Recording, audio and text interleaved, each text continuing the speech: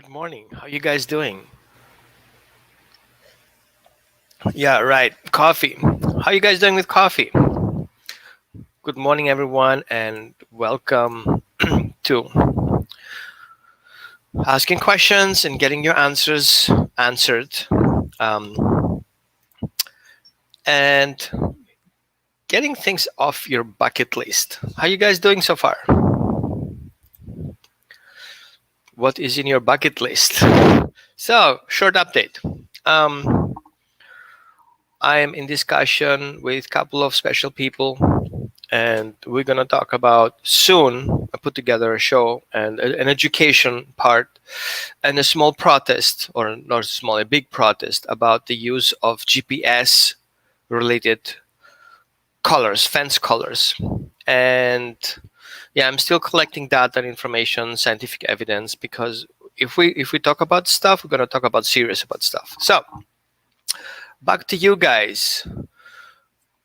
What is going on with you? What happened so far? Hi there. If you guys just joined, you want to give access to StreamYard so I can see who it is, because it would be just Facebook user and I will have like 3, 4 Facebook users and I have no clue where you are and who you are and any questions you have. Just maybe you want to add at least your name, like, hi, I'm John, Jim, Mary, Francis, and tell me what you guys struggling with, and I'm happy to answer those questions so I can direct to the questions. I'm in Eugene, Oregon. It's finally getting cold, and all the leaves are pretty much down. And I had my last first sleep out yesterday with one of my dogs. And until you guys type whatever your questions have, I'm going to tell you my short story about Muggsy. When I got Muggsy through a rescue that I was working with back then in 2011-ish, he was a Hurricane Sandy survivor, correct? A Hurricane Sandy survivor in downtown New York and in a flooded area. His owner unfortunately died in that. Hi, Steve. And the story end up weird because that dog was not socialized at all. He's a Cane Corso, Cane Corso mix. He looks like a Presa though. And he was not in a good place. So I got him a couple of years and I was always trying to give him a best option possible. So it's a dog you can manage, but he's not the dog you can kind of like trust in all situations. Um, he has a long time issues. So the first time he got out, he was very patient. He was waiting for somebody to make a mistake. So he's very observant about his environment. And it wasn't actually me, it was my rescue partner back then. We had a special routine for every dog. So we have 13 dogs in the house. Most of them were over 100 pounds, or actually, all of them were over 100 pounds. And some of them were breeding dogs. Actually, some of them were actually champions, and most of them were rescue dogs. And we took in very difficult dogs. Yes, this is much better. Thank you, Steve. I can read your name. And what happened was that he was always observant. He was not a good dog. Like, very upset. You couldn't feed him. He would take his food bowl, smash it against the crate, and deny eating it, even if it was really healthy food. He was just, I'm not doing it your way. I'm doing it my way kind of dog. It was the first time I questioned my abilities. I was like, you know what? If I cannot get this dog together, I'm not good at what I do. Anyway, I got him in a better place. Um, he was so reactive that he would basically attack stones in our property that he didn't like, to the point that he will eventually hurt himself. So I had him on a 30-foot leash and had him drag the leash. He would definitely attack me when he was outside in the property. So I took advantage, keep coming up to me and on his way away, his leash would be dragged behind him, so I would able to grab the leash and pull him ashore. If it was on a leash, he was fine, but he was loose. He was out of control. Anyway, a couple of months work, he got in a better place. He was more interactive and everything. Now, he was waiting that day for some mistake, and we had a door that was basically a storm door, which was the main door of a covered porch. And he was listening to that sound. When the door closes, it makes like a snack thing, right? A click and a pfft from the closer system. And that time, obviously, he didn't hear the click, so he knew the door wasn't close enough. So he, instead of getting out with us, because we took him out of the leash through a specific path, through the other dogs, he made a left turn instead of a right, and he bolted out the door, and he was gone for hours. And yeah, he was not a happy dog back then. So I was afraid that he will bite somebody on the street, wherever. He was just running around like a loose cannon, and he's a Cane Corso. Once he runs, he's not stopping at all. So long story short, after 4 hours, it was a night search, he came back again, and because his dark gray was difficult to look at, so he was checking by once in a while, see if we're there, start looking for him. It was super fun for him, right? Finally, we got him. Now, yesterday, I was doing an online session with a client, and I have a backyard, a fenced yard, pretty secure, not really. And all of a sudden, I hear him barking, but the bark didn't came from the area that I put him on. He was barking behind me, which is basically away from the yard. And I was like, shit. He got out. So what he did, he challenged the gate, and the gate is basically a temporary situation because we're still remodeling the house. Yeah, this is where we're at right now. It's basically a total remodeling situation. And because it was raining the last couple of days, the soil was slippery. So as he pushed the door, that particular gate is only hanging on one hinge. The other one is just loose. I haven't had the chance to really address it. My fault. But it's secured on the other side with a link. But what he did, he pushed the door out. The door slipped open through that slippery ground, and he sneaked out. And my electrician was out there fixing the electrical outlets on the outside of the yard. He didn't went after the electrician. Yes, he did, but not really. He was just challenging him because he'd never been in that situation. And my electrician, he had a hat on, and he had this tool in his hand, and he looked like a criminal kind of thing. So long story short, I got him back in, no problem. But I was just sharing with you a little bit that sometimes things can happen. And I would like you to consider, if you have a dog who's challenging and he's on a management plan, you need to up your safety features. And I thought I have safety features, but they weren't good enough because he's extremely smart and I should know better. And I always check everything, but this thing missed. So I added an additional safety feature. And it was also my fault. I should have him being alone for so long outside. But, it was a little bit of a better weather. And I was like, why would he be inside? Let him be outside a little bit. Anyway, so your turn. Where are you guys from? Where are you watching from? I'm in Eugene, Oregon. It's 9:30 here. I have 30 minutes for you guys to ask any questions. Literally any dog-related questions, I'm happy to answer in best of my knowledge. And if I don't know things, I will tell you, I don't know, or I'll look it up, At least, sometimes doctrines and behaviors are not walking libraries. We have to look up things, and we have to do a research if we have a client that is very challenging. Now, for example, I had, when was that? I have a couple of years ago, I had a client that is from in Austin, Texas. And the funny part was that this dog was fine until he went to a dental cleaning.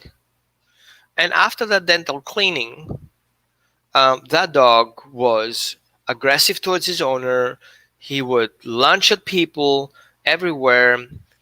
And it's just he was just a mess all of a sudden. And I got a phone call from a lady. She says, my dog does this and that. And he was, what dog was that? I think it was an Australian Shepherd. And it can be very challenging. So I went to the house, and I was looking at that dog, and the dog didn't seem right to me. There was something off. So usually when we do a behavior assessment, a functional behavior assessment, we try to understand exactly what the behavior is coming from, or the related things that come into play. We look at the past behavior pattern. We look at breed traits. We look at environmental factors. We look at the genetics. We try to find out where the dog is coming from, what his history is. We look at trauma related. Before we would make a decision judging the dog, what he did, we just try to understand what his environment looked like. Coffee, by the way. And so while we're asking the question, we ended up talking about what happened the first time she observed that dog. And she told me, the dog, when he wakes up in the morning, he's like barking at her, which has never been the case. He was just a great dog. Before that, he would be mean in his crate when he had to go in the crate. He was just a mess.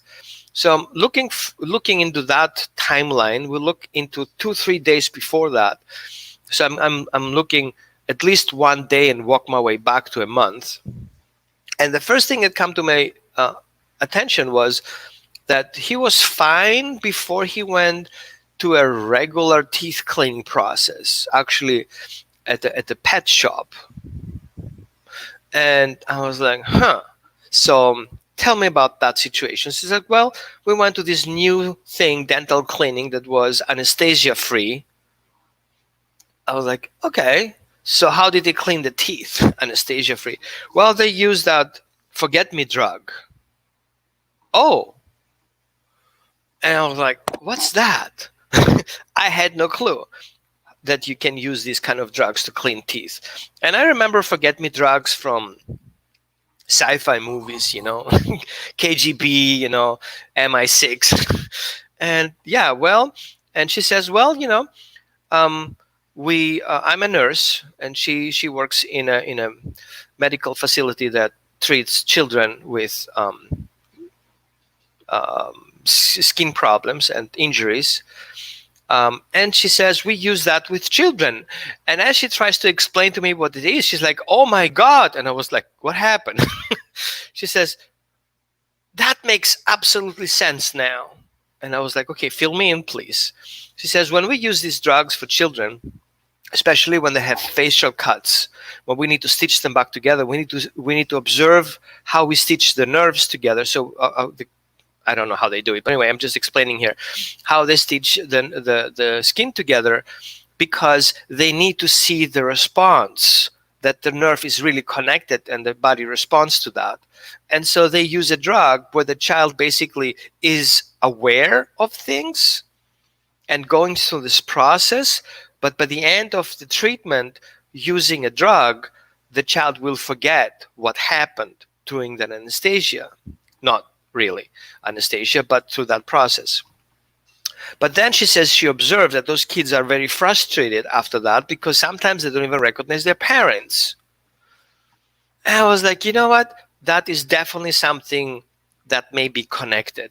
So I did a little bit of research, and I don't remember exactly what I was looking for, but I saw many confirmations of that. And I didn't find anything FDA approve-ish, which kind of raised my concerns. So basically what I found, observing and then remembering different other situations that happened to me in the past with other clients, and I didn't ask that particular questions. It didn't came to my awareness that, going to the vet, doing a dental cleaning would have such a detrimental change. I found out that I had 3 or 4 cases before that had similar behaviors. And I was lucky to remember exactly what we did. So basically what we did is a reintroduction, a re-imprint period, all from scratch, by using a specific pattern that we had in the first time that dog came into the house. So from my understanding, the way dogs remember things is through episodic memory. But the episodic memory is being stored in different areas in the body. So we have the common brain memory that is working on a temporary base, and then we have the long-term memory that is stored in the body. So my approach was to use the same routines and the same patterns the person used to introduce the dog into his family all the way back in time, even if that was the puppy. So we use that first imprint, which from the dog's perspective, the first 3 weeks of his new environment or imprint is being stored as a safe mode. Let's call it as a safe backup. And we recreated that event, and we snapped that dog around in a week. So if you have the similar situations where you're going to do, a medical treatment or invasion or something, and they use those let's call them non-anesthesia methods, I would really consult with a behaviorist if that is a good option for your dog. Because if your dog has already a past, coming from a previous home, has been changed multiple houses and that kind of stuff, or he has some behavior issues, and it's cheap. That method is cheap because I don't think you need an anesthesiologist to be on board, which is an expensive piece of veterinary care. And if you're a veterinarian, please join here and kind of leave your comment. It's just what I think. I have a look at that. I have to look into that actually. And it seems to me it's a specific method that makes the life for the one who does the process easier. So we want to avoid that process. Go the safe route. Yeah, that is something I want to share that I can't. But in the meantime, you guys can, ask your questions. If you don't ask questions, I think you know everything, which is perfect. Maybe you want to share things that you know, or you want to say, Roman, let me tell you something. Okay, I have experience and I have done this before, and you can sit next to me and we can talk about that. And educate people, because I feel education is an important piece. I had a conversation this morning on the chat about abuse, and I recognize that I was an abusive trainer in the past, and I was not a child that was very respectful to children, to dogs, and because I didn't know better. And looking back in that time, I would say, yeah, I was abusive. I was really bad to dogs. I got my dog bites. That was my feedback. But I learned from it, and it changed how I work with animals, and it changed how I think about things. And it helped me recognize how I felt being a child. And all these things fall together. And I think, yes, we need to educate people that behaviors that we see and things that we see people do to their dogs are abusive. And I also agree that we shouldn't look away from it. If find as a colleague, Rona, posted, when we see the abuse, we cannot unsee it. And finding excuses why it's happening doesn't make it less of an abuse. I totally agree on that.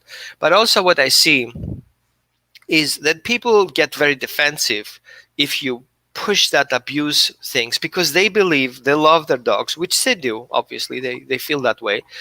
And they think they do the right thing. They think what they do is appropriate or is justified or is totally okay, because they saw it on TV, they saw it on a movie, they read it in a book, they watched on YouTube, and they do it thinking it's appropriate because that's what you do. I grew up like that, like, sticking the dog's nose in his pee and poop. That's what you do. Like, what? But I recognized it was wrong. And then later on, I was mentored by people who were abusive, looking back into that time, to animals, and see how they correct their dogs and how they supposed to do. And their opinion was, well, he's a 200-pound dog. If you don't do that, he will take over you, and you're going to eat your family, and you'll ruin your business. And I was like, oh shit, I have to do that too, because that's what you do, I guess, right? If you are a professional trainer, you have to do those actions. And later I recognized it was just a fear tactic. It comes in for a fear state. Fear of, if you don't do this to your dog will take over, because people just don't know better. It doesn't mean they're abusers, because that's what they want, abuse, but they didn't know better, but doesn't make it okay either. But and that's why I dedicated a lot of my time in educating people. And I want people to recognize that some things are not right, and some things have to be questioned. And just because we see it doesn't mean it's okay, because somebody else did it before us doesn't make it okay either. So Facebook user, I don't know who you are, but please add your comment right after. I have a Great Pyrenees. He's 2 years old. We have him since 6 months. My question is around having guests in our home. He goes a little crazy when we have guests, which makes it challenging have people in a home. I'm assuming this is a guarding instinct. It's possible to work him being more calm when others are here, or is it just the way Great Pyrenees are? Good question. So let me answer that question by telling that your dog in that phase is going through two different stages at the same time. The one is a fear. It's two fear imprint periods. The first one is going through environmental triggers that cause fear, and the other one is through authority fear, where the dog starts feeling the fear of the environment, of strangers and strange situations, and all these things come together. We call it as a sum lump second fear phase, which is actually a double second fear phase. The one kind of ends about 6 months, and the other one starts before 5 months. So they have between 5 and 6 months, you have an overlapping. However, it's not something that goes away on its own. It's an imprint period, so a fear imprint period, where the dog comes from a fight-flight response, and at the same time, he has to learn that strange things can be dangerous. And there are multiple ways to approach that. I don't know exactly how your dog's behavior history is. That would be something we can look into doing a consultation one-on-one. We can do that online, no problem. But I would say, first of all, your dog has a separation between strangers equals dangerous and family equals safe, right? Since that happens in your house, that's the only trigger he happens right now. If he would respond outdoors on that, that would be something that comes in from a previous situation, so that overlapping part. So likely you have that situation outdoors, but you haven't seen it yet, so it's upcoming soon. So I'll give you a heads up on that. What you want to teach your dog is teaching your dog a safe introduction protocol. Okay, the safe introduction protocol is where you have the idea meeting people that come to our house and break it down in individual pieces. Let's say, for example, the event of somebody coming to your house starts with your alarm system that beeps when somebody comes into the driveway. Beep, beep, beep, for example, or, a ding dong, whatever that people have. Or another dog in the neighborhood barks. That thing starts to working. So once the dog is into that mode, you want to identify and write down all the triggers where your dog is triggering by. Passing cars coming up the driveway, steps on the staircase, door approaching, door knocking, doorbell ringing. And then what you have to do is you have to work your way desensitizing all individual steps on that timeline, starting with what's happening if somebody drives up the driveway. That's totally okay. Come here. How about you lay on your bed and I give you something that you like? Okay? So what we want to do is we want to desensitize the dog of all the triggers that he has during that process. You want this, instead of being an announcement of bad things to happen, we want this to be changed into announcement, the good things going to happen. So yes, your dog is motivated by different things, by a squeaky toy, by food, by affection, by emotional feedback, by your smile, by your attitude. And soon enough, you will see that your dog doesn't take that as a trigger, as a bad thing to happen, but it's like, oh, I heard a noise out there. Is this time to get me paid? And you're like, absolutely. Thanks for telling me. Okay. So it's okay for that transition time for your dog to respond a little bit, but then come back to you to let you know what happened out there. Because obviously you have a guardian breed, and guardian breeds have this sensitivity to a trigger. That breed trait is for them easily to be triggered, right? So what we want to do is teach the dog what to do with that trigger. Is it something you should be upset about? Is it something you should warn me about? So I appreciate the warning, but you don't need to get upset about it. But thank you for telling me. So let's work on that.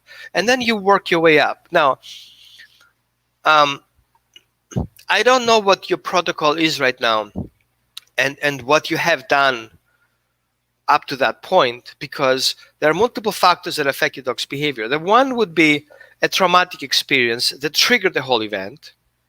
The other one, it was your response to a trigger event, how you reacted to that. The other one is what happened in that event. What did the dog experience throughout that process? And then how it continued, because it's not the first time he did it. It happened a couple of times. How did that work out for your dog? What was his experience? Was your response actually triggering the whole event? So giving you a complete good question is difficult because I don't know all those details. So you may want to give me a heads up. I need some more coffee. You're welcome to message me, or if you are in your group, you want to make a post about it, and we can discuss about more in details. But each case is unique, and each dog is unique, and depend on the breed traits where the dog grew up. I know of dogs who grew up in a farm, and speaking of abusive, the people thought it's a good thing to do to throw the dog to the goats, and threw the dog to the goats and let the dog figure it out. And the funny part was that people just didn't see it. They didn't see that is not okay for a 4-month-old puppy to be exposed to goats. The goats don't give a bark. Sorry, bah. They just kick the puppy. They just push the puppy. They just, headbutt the puppy away on the whack. And this puppy basically lived between legs of goats or sheep, I don't remember exactly, that would kind of kill him. And so the dog never felt safe. And when the dog was adopted and finally ended up in a house that he was safe, anything that disturbed that safety was a threat. But that's a trauma. That's an early stage puppy trauma that was encouraged for many, many months, until the point that his owner surrendered that dog to the rescue, because that dog, when he grew up, he was confident enough to attack the sheep and the goats, whatever that was, right? So then he was judging the dog is aggressive. No, he wasn't aggressive. He has a PTSD response every time the sheep or the goat did something that wasn't normal and he felt as a threat. He would attack before he got killed. So this is the magic when we do behavior assessment, because I feel we should be aware that a dog only does behaviors that are important to them. They either help them survive or help them thrive. Sometimes there are multiple reasons of the dog showing functional behaviors. And we cannot just see a dog do things and then we judge the dog for doing that, and then we assume he's going to kill our wife and our kids or a husband because he killed a cat. That's a wide stretch. I know people who attack people and are super loving and super caring on bunnies, cats, dogs, whatever animals, but they have an issue with people. And I know dogs who would kill anything that moves in the yard, anything that is not considered family. And in the house, they have a bird, they have a bunny, and all these animals they live and love and care for, but You're not family. You're dead. So yeah, that was my um, coffee chat this morning. And unfortunately, we have our co-hosts. Through COVID, there are difficult times. Both of them, one lost one of his favorite partners and dog, and if he's taking time to watch it, my condolences, verbally, optically. And my other colleague is very busy to due to COVID, and losing a couple of employees due to illness. Then he has to kind of step in and hands-on doing the work, plus clients. So their apologies for not being here on the show. However, I appreciate your feedback and your comments. I love your comments. They're very interesting. I haven't seen at any time through all those sessions. I don't know how many we had. I think we had like 30 or 40 sessions so far. Any stupid questions? There is no stupid questions. The always question has as a reason, and we need to look into that. Awesome, Annabelle. Glad Annabelle was here last time. If you guys want, you go watch the previous Q&A that we have. And Annabelle had an issue that her dog came up at night and waking her up, and we suggested a couple of treatments. She was actually on the show, so you want to watch that to know what exactly happened. So again, thanks for watching. And for you guys who are Great Pyrenees lovers, you want to switch to National Great Pyrenees Rescue, because we have there a Q&A right after our show, like in 7 minutes from now. And you're going to see awesome dogs there. They're ready for adoption. However, I had a couple of interesting questions. Let me see. I got a notification. One of those questions, which is, my boy is about 9 months old, and I have him since he was 12 weeks old. In that time, he has never been mistreated by anyone. He's afraid of everything, including people, but he warms up fast. However, when anyone goes to pet him, he grinches, and as if he's expecting to be hurt. He is especially afraid of leashes and freaks out when he sees one. Putting him on a leash on him is a battle. Okay, that's a great question. I've seen it before. I have a couple of dogs. So we're going to answer that question. So thanks again for watching, and please, you're welcome, Annabelle. And please, next time, you want to prepare your questions. And when it comes up, the questions, I can only answer questions that come in live during the show. I'm happy to answer all of them as they come in, if I can. But those who are being questioned during the live show, I can see which one was live. I will answer them, even if it's just a text message. Meanwhile, have a great rest of your weekend, and looking forward to see you next week. Have a great day.